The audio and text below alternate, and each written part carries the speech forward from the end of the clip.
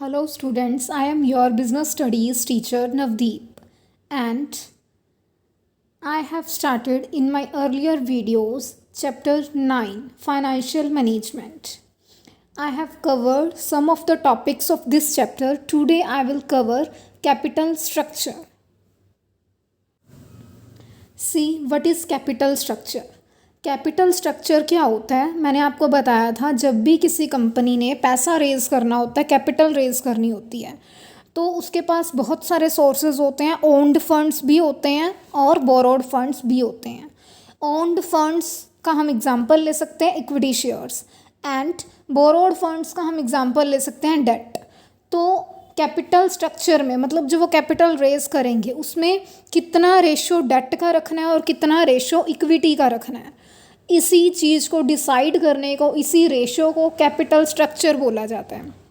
अब डेट और equity in दोनों को थोड़ा डीप में समझो. डेट जो होता है, डेट के थ्रू अगर पैसा रेज किया जाता है ना, तो उसके ऊपर इंटरेस्ट पे किया जाता है. कंपनी उसके ऊपर इंटरेस्ट पे करती है. और अगर इक्विटी शेयर होल्डर्स से उनको शेयर्स इशू करके पैसा रेज किया जा रहा है, तो इक्विटी शेयर होल्डर्स को बदले में डिविडेंड दिया जाता है. और डिविडेंड हमेशा सिर्फ तब दिया जाएगा जिस ईयर में कंपनी को प्रॉफिट हो रहा है. सिर्फ तभी इक्विटी शेयर होल्डर्स को डिविडेंड दिया जाएगा. तो यहाँ पर कंपनी के लिए फ़ायदा हो गया. कंपनी को रिस्क नहीं है इक्विटी के थ्रू पैसा रेज करने में. रिस्क क्यों नहीं है? क्योंकि अगर लॉस में चली जाती है कंपनी तो उनको कोई डिविडेंड नहीं देना पड़ेगा. ठीक है, तो इक्विटी शेयर होल्डर्स के केस में कंपनी को रिस्क नहीं है.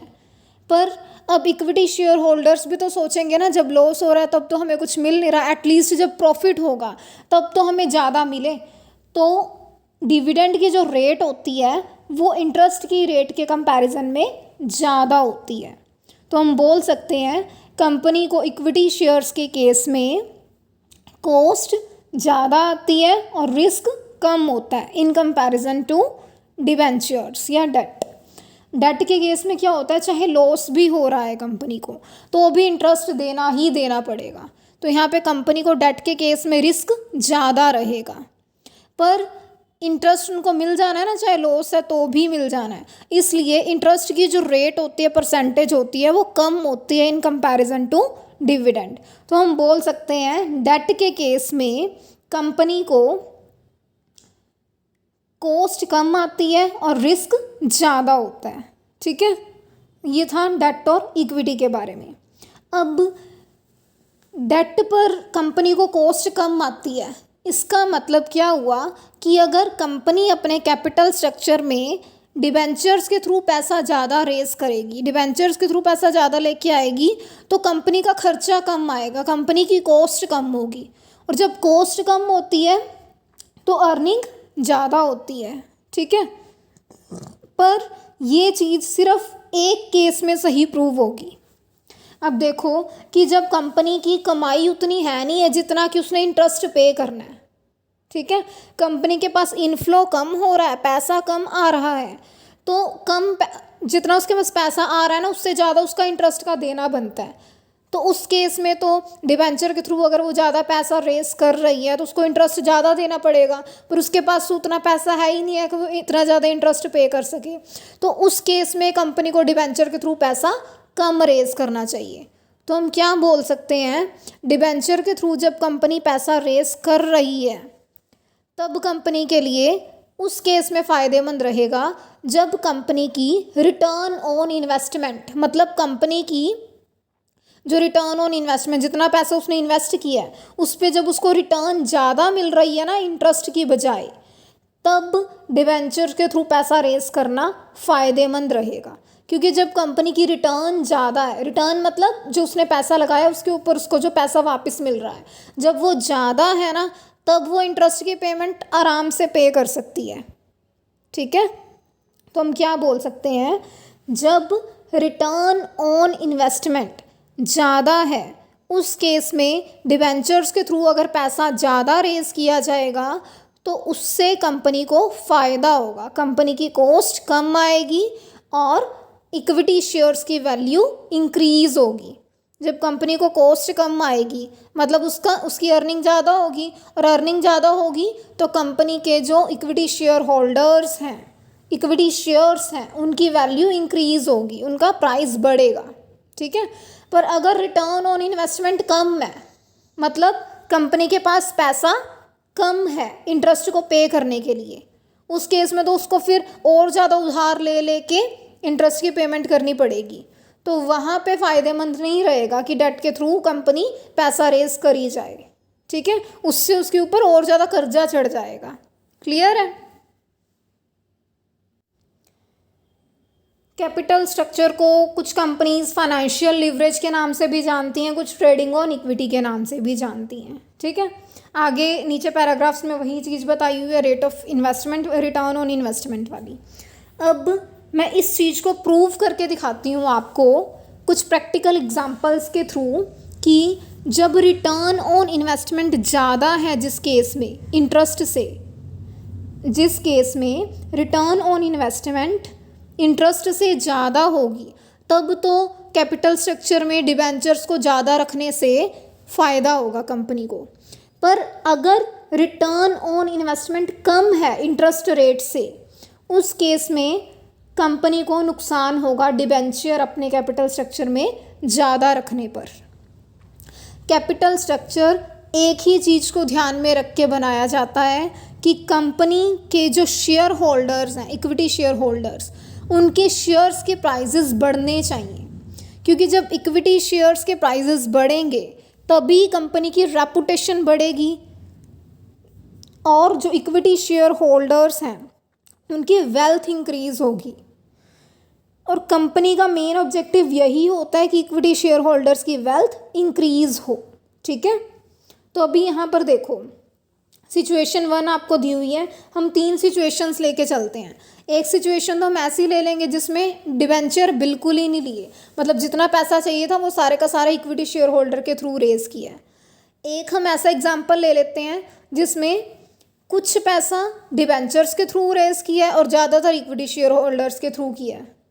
तीसरा हम ऐसी कंडीशन ले लेते हैं जिसमें डिबेंचर से ज़्यादा पैसा रेज किया है। ठीक है। और ये तीनों अभी जो मैं सिचुएशंस ले रही हूँ ना, ये ऐसी ली हैं जब रिटर्न ऑन इन्वेस्टमेंट ज़्यादा है इंटरेस्ट रेट से। ठीक है। रिटर्न ऑन इन्वेस्टमेंट कैसे निकलती है, उसका एक फॉर्मूला होता है। फॉर्मूला भी क्या, आप सिंपल उसको अंडरस्टैंडिंग से समझ सकते हो। हमने क्या देखना है कि जितना पैसा हमने इन्वेस्ट किया है उस पर हमें कितनी कमाई हो रही है। ठीक है।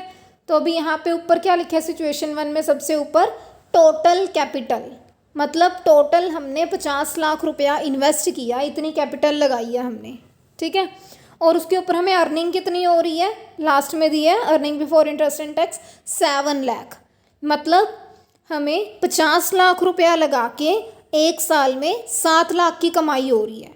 तो ये जो 7 लाख है वो 50 लाख का कितने % है ये निकालना है। तो कैसे निकालेंगे, 7 lakh divided by 50 lakh into 100, ऐसे करके हम रिटर्न ऑन इन्वेस्टमेंट निकाल लेंगे। तो कितना बना ये देखो, 7 lakh divided by 50 lakh into 100, इसको सॉल्व करो, देखो कितना बनेगा।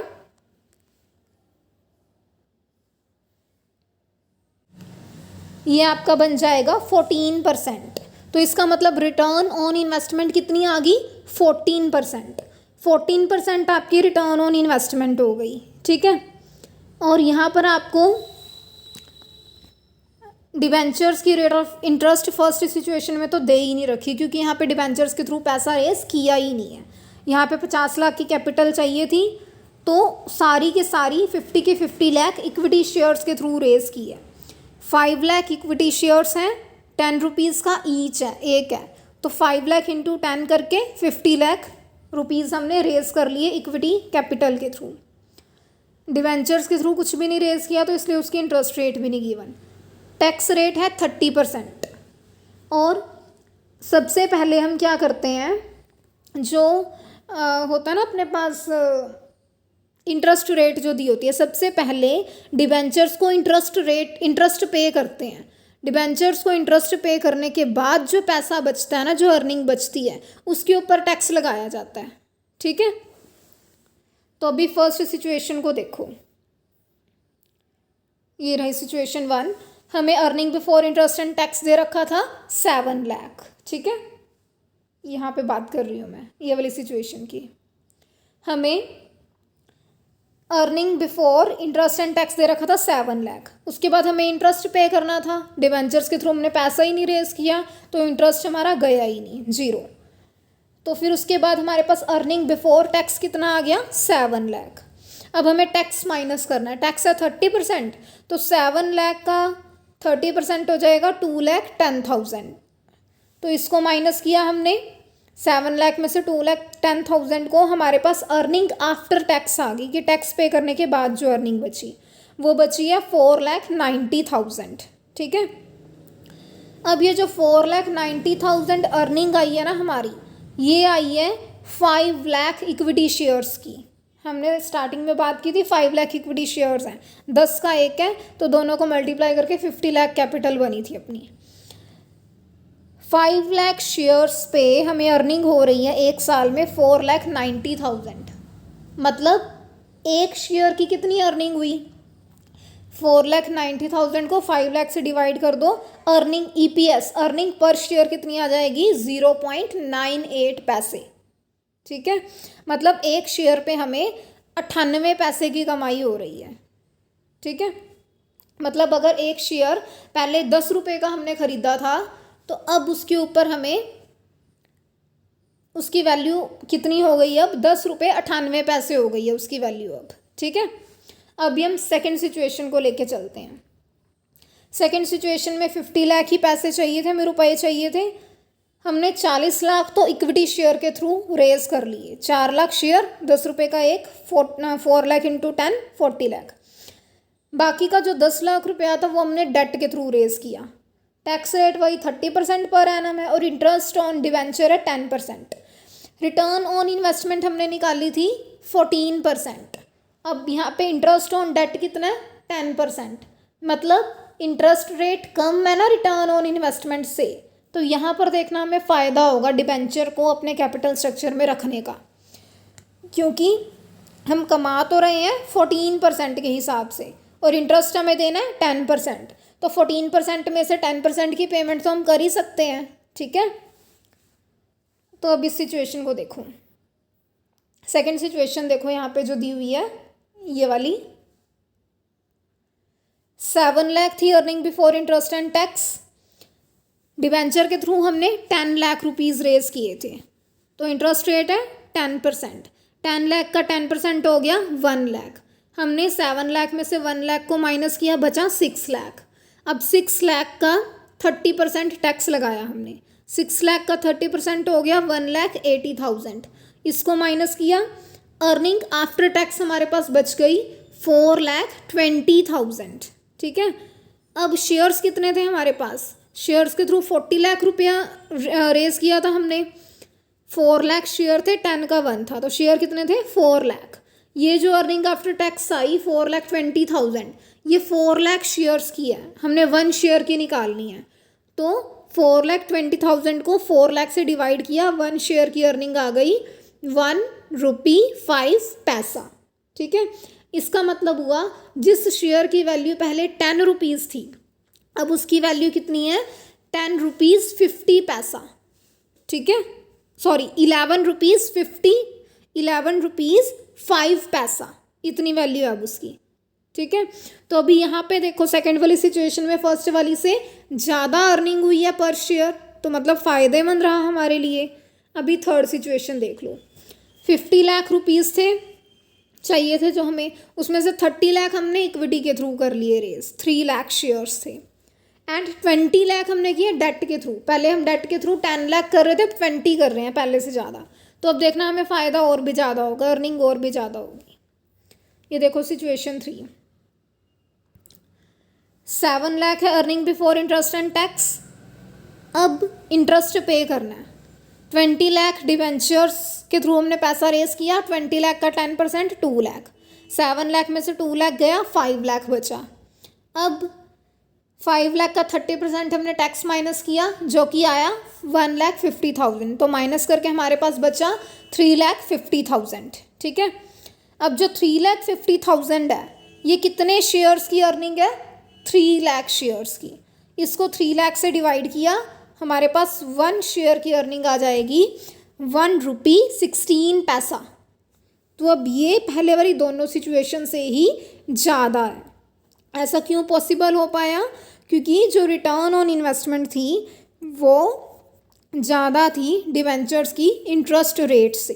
ठीक है, अभी एक मैं आपको लेके दिखाती हूँ, प्रैक्टिकल लेके दिखाती हूँ, जिसमें ना जो रिटर्न ऑन इन्वेस्टमेंट है वो कम होगी इंटरेस्ट रेट से। फिर आप देखना कि जब रिटर्न ऑन इन्वेस्टमेंट कम होती है ना इंटरेस्ट रेट से, तब डिबेंचर को ज़्यादा कैपिटल स्ट्रक्चर में रखने से नुकसान होता है, अर्निंग पर शेयर कम होती है। ठीक है, ये देखो सिचुएशन 1, यहाँ पे टोटल कैपिटल है 50 लाख चाहिए हमें, सारी की सारी इक्विटी कैपिटल के थ्रू रेज किया, डेट के थ्रू कुछ नहीं रेज किया। टैक्स रेट है 30%, इंटरेस्ट रेट भी है 10%, earning before interest and tax है 3 लाख। तो यहाँ पे वही चीज़ हम निकालेंगे, पहले रिटर्न ऑन इन्वेस्टमेंट कितने परसेंट है। तो अब देखो टोटल कैपिटल कितनी लगाई 50 लाख, उस पर अर्न कितना हो रहा है, रिटर्न कितनी आ रही है 3 लाख। तो 3 लाख 50 लाख का कितने परसेंट है, कैसे निकालेंगे? 3 lakh divided by 50 lakh into 100, 6%। अब यहाँ पे रिटर्न ऑन इन्वेस्टमेंट है 6% और इंटरेस्ट रेट है 10%, मतलब हमारे पास तो 6% आ रहा है। अब 6% में से हमने 10% टैक्स इंटरेस्ट पे करना है, तो यहाँ पे हम फ़ायदे में रह ही नहीं सकते। अभी इसको देखना, यहाँ देखो सिचुएशन 1 में 3 लाख है earning before interest and tax, यहाँ पे हमने डिबेंचर के थ्रू कुछ नहीं रेज किया तो इंटरेस्ट 0। फिर हम क्या करेंगे, टैक्स पे करेंगे।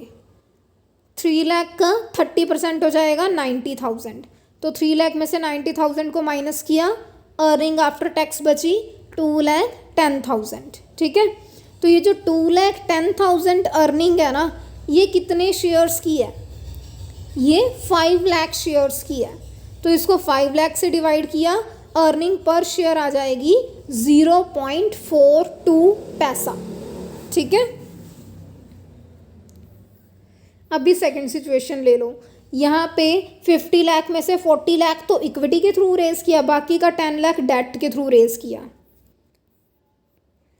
देखो earning before interest and tax second situation में 3 लाख, तो 3 लाख का इंटरेस्ट 3 लाख है, तो यहाँ पे हमने सेकंड सिचुएशन में 10 लाख रुपीज़ रेज किए हैं डेट के थ्रू, तो 10 लाख का 10% इंटरेस्ट कितना हो गया 1 लाख।